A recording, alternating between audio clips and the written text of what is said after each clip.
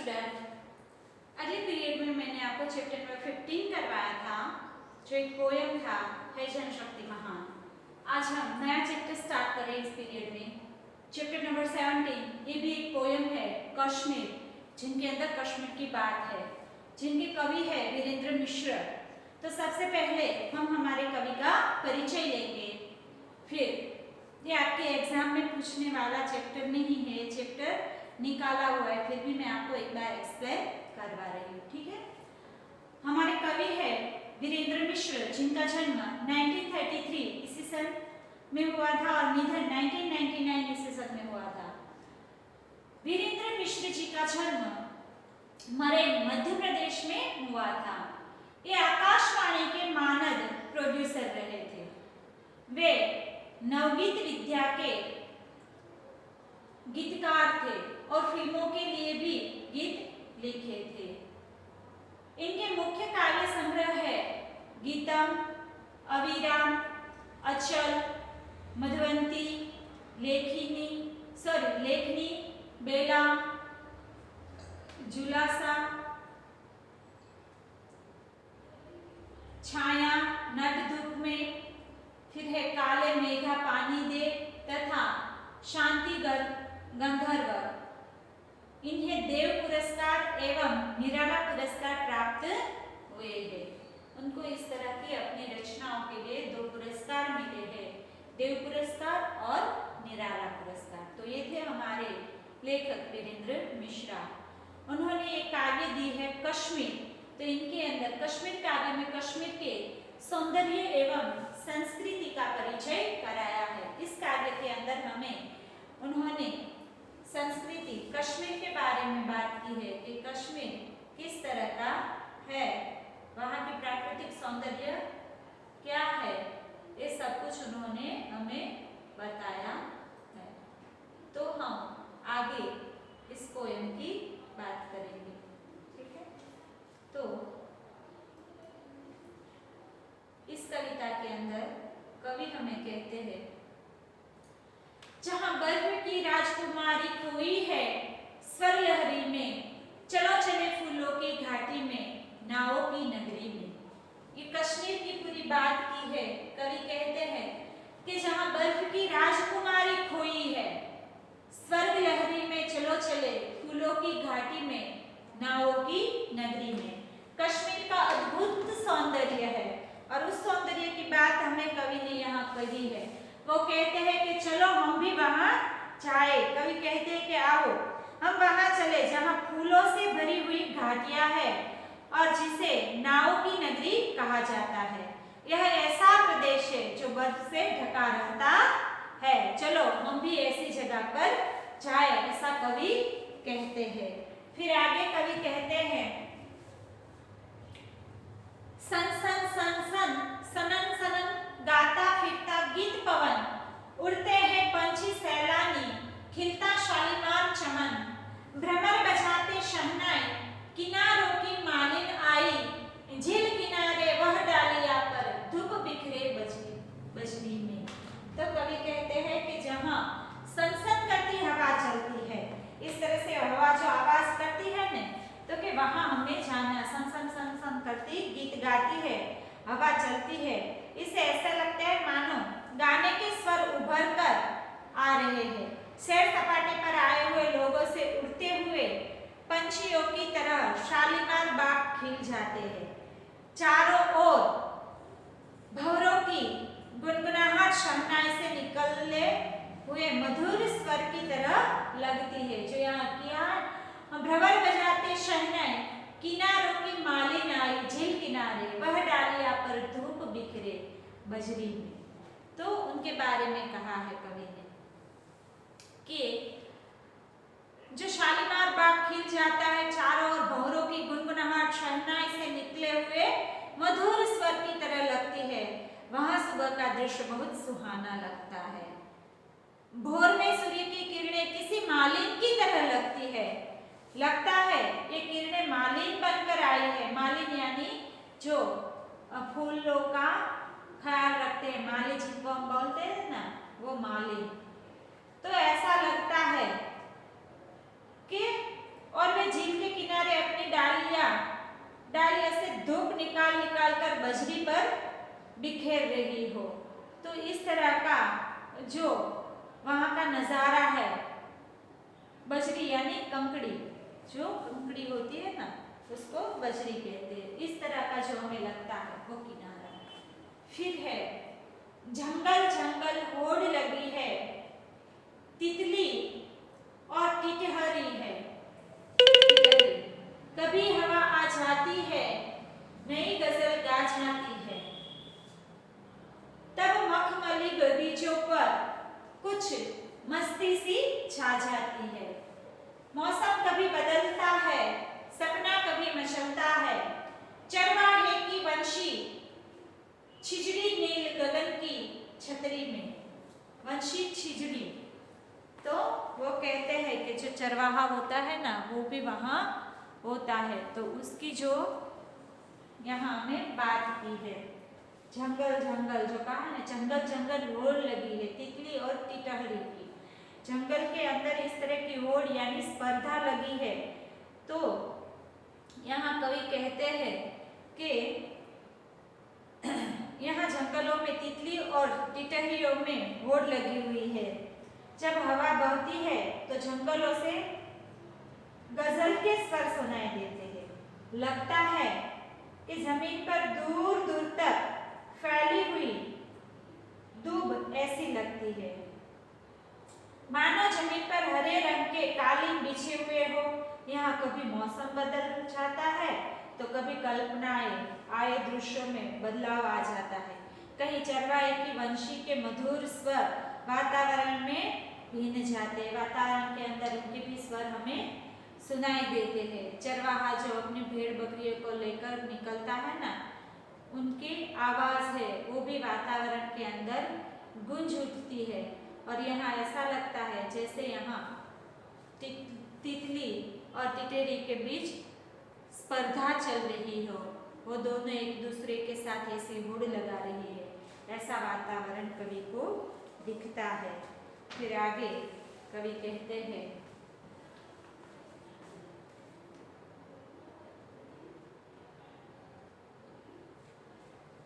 पलछिन किसी बहाने से गुजरे हुए जमाने से, बस्ती करती बात जहां है दूर खड़े वीराने से। चश्मे जहां हिमानी है, फूल वहां रुमानी है, फूल जहां रुमानी है, हिल हिल कर कर कहते पत्तों से, चांद छुपा है बदली में। तो कवि कहते हैं जहां पलछिन किसी बहाने से गुजरे हुए जमाने से है। पलछिन वहां की बात करते हुए कवि कहते हैं कि पलछिन यानी पल क्षण, जो पल होता है ना एक क्षण, पलछिन यानी क्षण किसी बहाने से, ऐसा कवि कहते हैं। तो कि यहाँ किसी बस्ती, यहाँ कहीं बस्ती है, बहुत सारी बस्तियां हैं, तो कहीं निर्जन स्थान है। कुछ जगह पे बहुत सारी बस्तियां हैं और कुछ जगह पर निर्जन स्थान है जहाँ कोई नहीं रहता।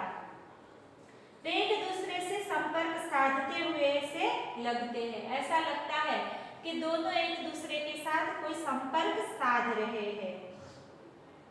यहाँ ठंडे पानी के अनेक स्रोत है, यानी बहुत सारे झरने हैं वहाँ ठंडे पानी, क्योंकि वहाँ तो हिम होता है, बारिश होती बहुत ज्यादा है और बर्फीला पहाड़ है वहाँ, इसलिए वहाँ ठंडी ठंडी झीलें हैं। जो झील है, पानी के जो स्रोत है वो बिल्कुल ठंडे हैं। तो यहाँ ठंडे पानी के अनेक स्रोत है। सचमुच घाटी सुंदर सुंदर कोमल फूलों से भरी हुई है, ऐसे कोमल कोमल फूल है जहाँ पे, ऐसी घाटी यहाँ भरी है। कहते हैं ना कि फूलों जहाँ रुमानी है, चश्मे जहाँ हिमानी है। तो फूलों को देखकर लगता है जैसे वे अपने पौधों के पत्तों से बातें कर रहे हो कि देखो चांद बदली में लुप्त हो गया।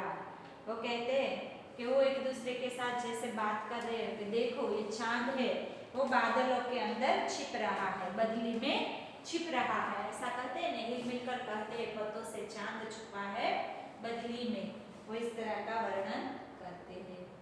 फिर आगे है, जल में खिली रुवाइया,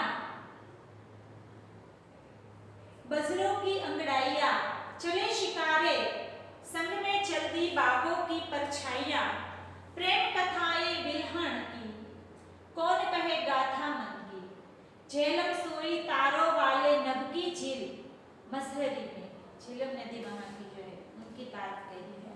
तो कवि कहते हैं जल में खिली रुबाइयां, बजरों की अंगड़ाइयां, चले शिकारे संग में चलती बागों की परछाइयां।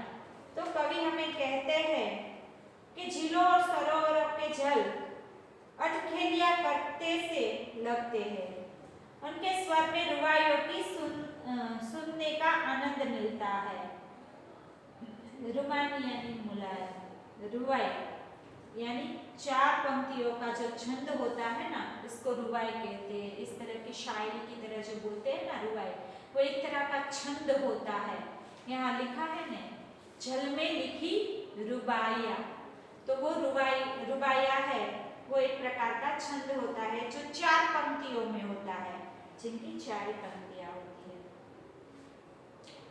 तो रुबाइयों के सुनने का आनंद मिलता है।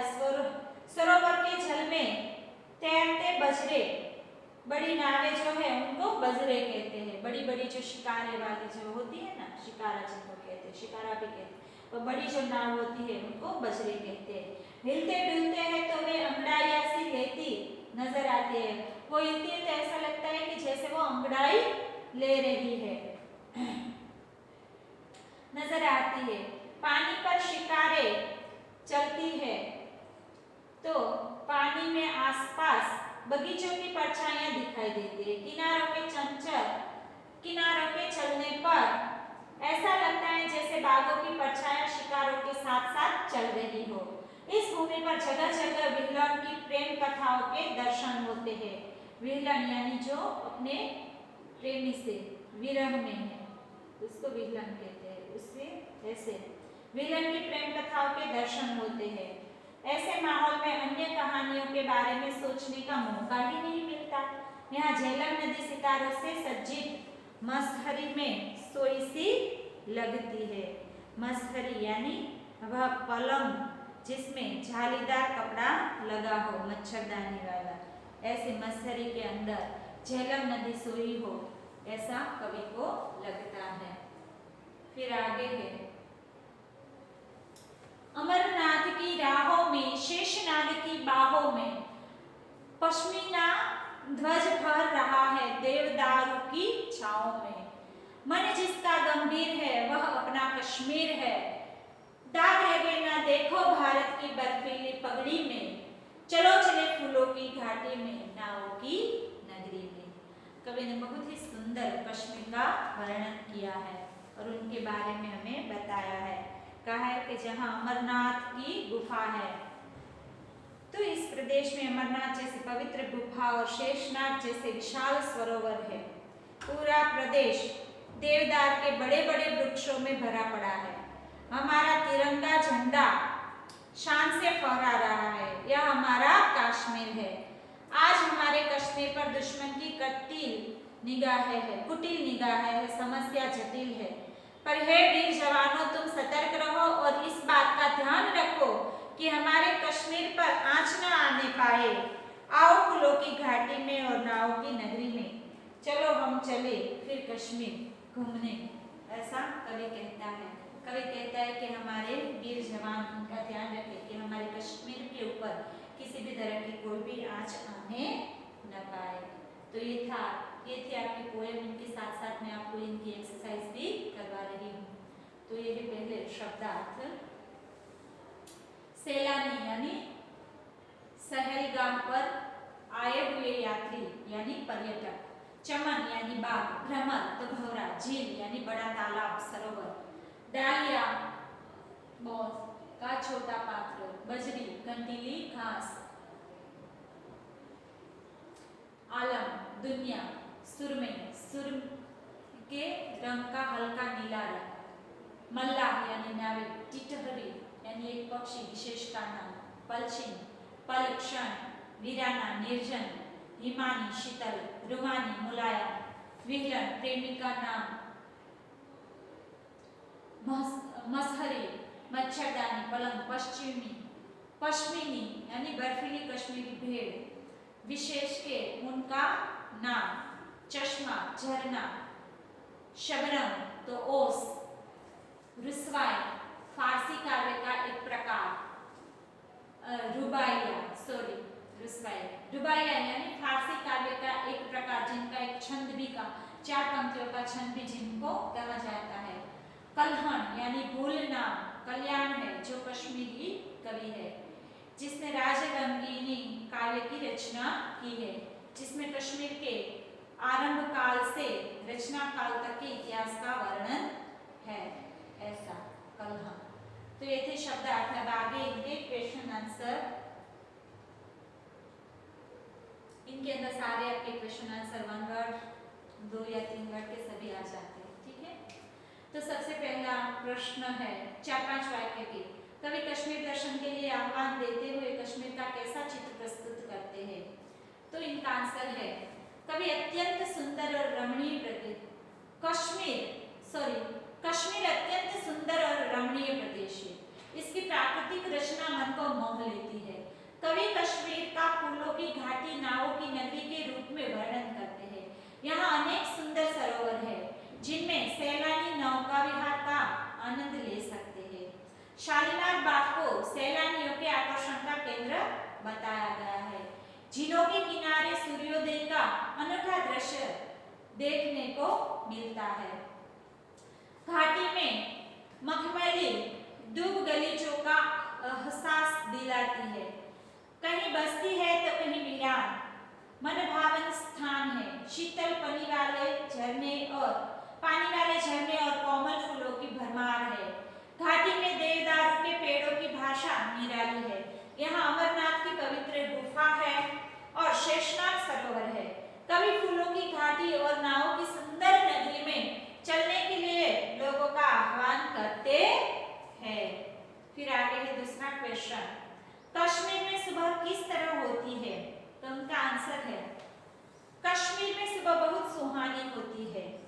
सनसन करती हुई शीतल हवा चलती है। शालीमार बाग सैलानियों से भरा रहता है।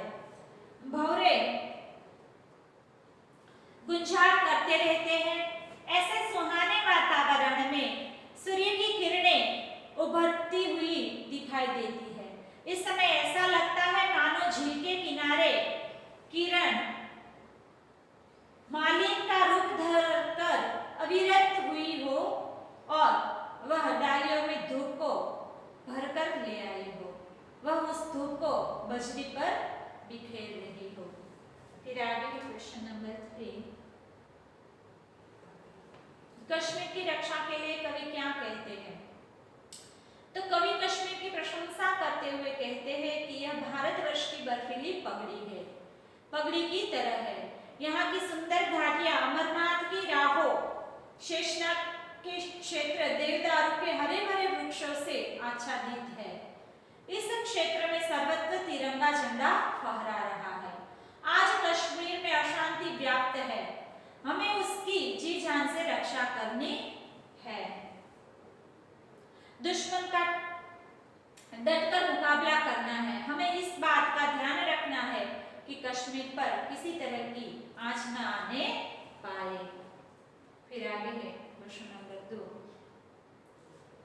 निम्नलिखित प्रश्नों के उत्तर 2-3 वाक्य में लिखिए। कश्मीर में हवा चलने पर वातावरण कैसा होता है? इनका आंसर है कश्मीर में हवा चलने पर वातावरण बहुत सुंदर हो जाता है। यहाँ की हवा में गीत संगीत की स्वर लहरी का आभास होता है। लगता है कि हवा में किसी नई गजल का स्वर गूंज रहा हो। फिर आगे है दूसरा क्वेश्चन,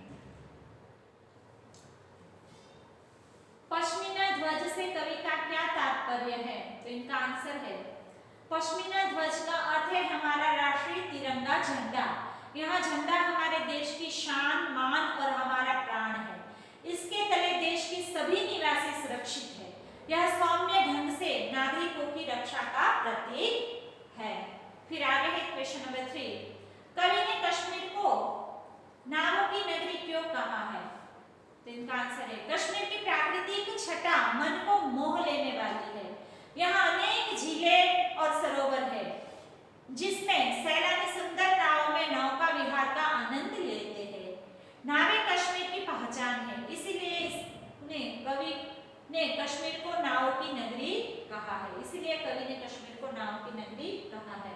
इनके साथ है तो लक्ष्य प्रश्न जो आपके अंदर है। तो सबसे पहले ब्लैंक्स, धरती का स्वर्ग है, खाली जगह धरती का स्वर्ग है ना, तो कश्मीर, कश्मीर में खाली जगह की प्रेम गाथाएं गाई जाती है, तो बिल्हण की जो प्रेमी है। फिर तीसरा पश्मीना ध्वज फहरा रहा है देवदारों की खाली जगह में, तो छाहों में। फिर है खाली जगह कश्मीर का प्रसिद्ध है, तो अमरनाथ मंदिर जो है गुफाओं की। फिर है कवि ने कश्मीर को भारत की बर्फीली खाली जगह कहा, तो पगड़ी यानी पहाड़ी जो है बर्फीली वो। फिर है कवि ने नावों की नगरी खाली जगह को कहा, तो कश्मीर को नावों की नगरी कहा है। फिर है कश्मीरी हवा खाली जगह गाती है, तो गीत गाती है। फिर है शहनाई खाली जगह बजाता है, तो भौरे है वो शहनाई बजाते हैं, उनकी आवाज शहनाइयों की तरह गूंजती है। फिर नौमा है किरणों की मालिक डालिया पर खाली जगह लाई, तो धूप लाई। फिर आगे है बस्ती खाली जगह से बात करती है, तो वो वीरानों से बात करती है। फिर आगे है सही या गलत, ये तो आपको प्रश्नों के एक एक वाक्य में उत्तर दीजिए। प्रश्न नंबर 2, श्रीनगर के प्रसिद्ध बाग का नाम क्या है, तो श्रीनगर के प्रसिद्ध बाग का नाम है शालीमार। के बाद है दूसरा क्वेश्चन, कवि को चश्मे कैसे लगे, तो कवि को चश्मे रुमानी लगे, चश्मे यानी जो झरने बह रहे हैं वो, तो वो उनको रुमानी लगी। फिर आगे कवि को फूल कैसे लगते हैं, तो कवि को फूल हिमानी लगते हैं। फिर आगे भौरे क्या बजाते हैं, तो कि भौरे शहनाई बजाते हो, इस तरह से उनका गुंजन लगता है। फिर है कश्मीर क्या है, तो कश्मीर एक रमणीय प्रदेश है। फिर आगे है क्वेश्चन नंबर 3, सही या गलत विधान। कश्मीर में मजनू की प्रेम कथाएं गाई जाती है, तो गलत। कश्मीर का ध्वज देवदारों की राहों में फहरा रहा है, गलत। बद्री केदारनाथ कश्मीर का प्रसिद्ध मंदिर है, गलत। अमरनाथ है। जंगल में तितली और कौवे के बीच होड़ लगी है, जंगल में तितली और कौवे के बीच होड़ लगी है, तो ये सही है। शिकारों के साथ बगीचों की परछाइयां चल रही है, तो ये सही है। कश्मीर भारतवर्ष की बर्फीली पगड़ी है, तो ये भी सही है। फिर झीलों के किनारे फिर सूर्योदय होता है, ये गलत है। कश्मीर की शोभा सिर्फ अमरनाथ है, ये गलत है। कश्मीर के कुदरती सौंदर्य की रक्षा करना हमारा फर्ज है, तो ये सही है। फिर कश्मीर में सुबह बहुत सुहानी होती है, ये सही है। फिर आगे पे इनका ग्रामर, सबसे पहले पर्यायवाची शब्द जिनके सीधे आंसर ही मैं आपको करवा रही हूँ।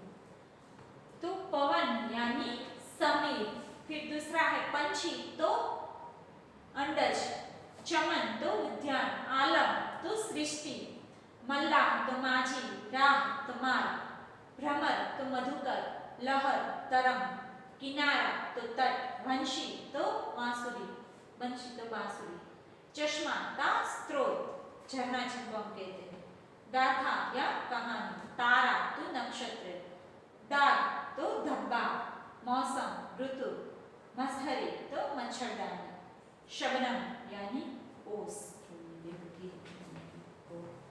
इनके बाद फिर आगे विरुद्धार्थी शब्द की छोड़िए, तो सबसे पहले मैं आपको वही करवाऊंगी। घाटी यानी शिखर, स्वर्ग तो नर्क, शाम तो श्वेत, मीठी तो कड़वी, दूर निकट, फूल तो कांटा, धूप तो छाव, गगन धरा, प्रेम ध्रुणा, दाग तो बेदाग, गहन तो उथला, शेष अशेष। फिर उनके आगे है भाववाचक संज्ञाएं, खोजना तो खोज, चलना तो चलन, सनसनाना तो सनसनाहट।